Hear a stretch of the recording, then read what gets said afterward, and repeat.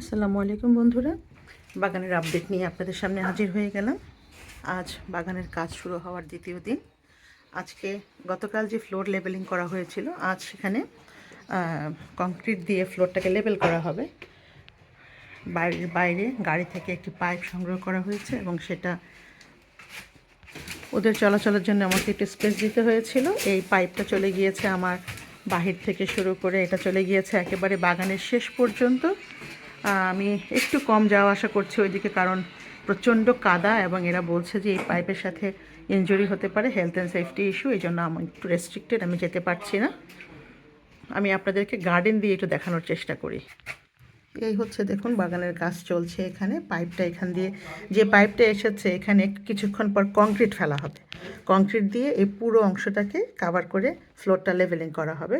এই হচ্ছে আমার ঘরের ফ্লোর, তার সাথে এটাকে লেভেল করা হবে। মেশিন চালু হয়ে গিয়েছে, তারা মেশিন চালু করে দিয়েছে। এখন এই পাইপটা দিয়ে সমস্ত কংক্রিট সোজা বাগানে চলে যাবে।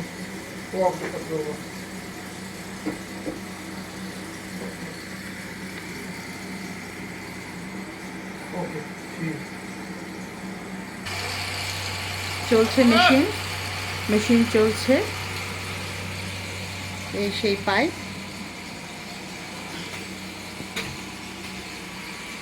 ওই যে দেখুন বন্ধুরা, কংক্রিট আসতে শুরু করে দিয়েছে, ঢালাই হবে এখন ফ্লোর। এই সেই পাইপ দিয়ে, যদিও তারা আমার এই গ্লাস ডোরের সামনে একটি প্রতিরক্ষামূলক ব্যবস্থা নিয়েছে, এই যে দেখুন, যার জন্য আমি ভালো ভিডিওর অ্যাক্সেস পাচ্ছি না, কারণ গ্লাসে কংক্রিট লেগে যেতে পারে। এই জন্য এখন এইভাবে ঢালাই চলবে।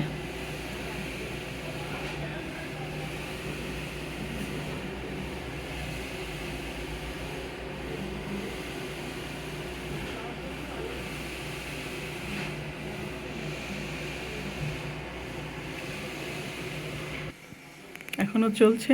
এই পাশ মোটামুটি হয়ে গিয়েছে, এই সাইডটা এখনো বাকি আছে।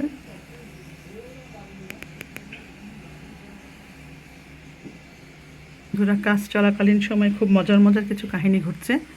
কংক্রিটগুলো একেবারে মনে হয় যেন রান্নার খাবারের মতো মাঝে মাঝে একেবারে বাবল করছে, বলক আসছে, এবং সব যারা কাজ করছেন তাদের গায়ে গিয়ে ছিটাফোটা পড়ছে। তো খুব মজার কিছু সিন, যখনই ধরতে যাই আর পাই না। আপনাদের জন্য ধরার চেষ্টা করেছিলাম কিন্তু পেলাম না।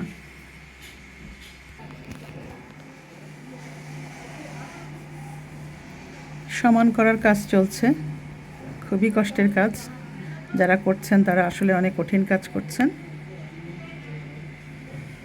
দেখে মনে হচ্ছে আমার বাগান বোধহয় ধ্বংস। দেখা যাক শেষ পর্যন্ত কি হয়, কিছুই বুঝে উঠতে পারছি না।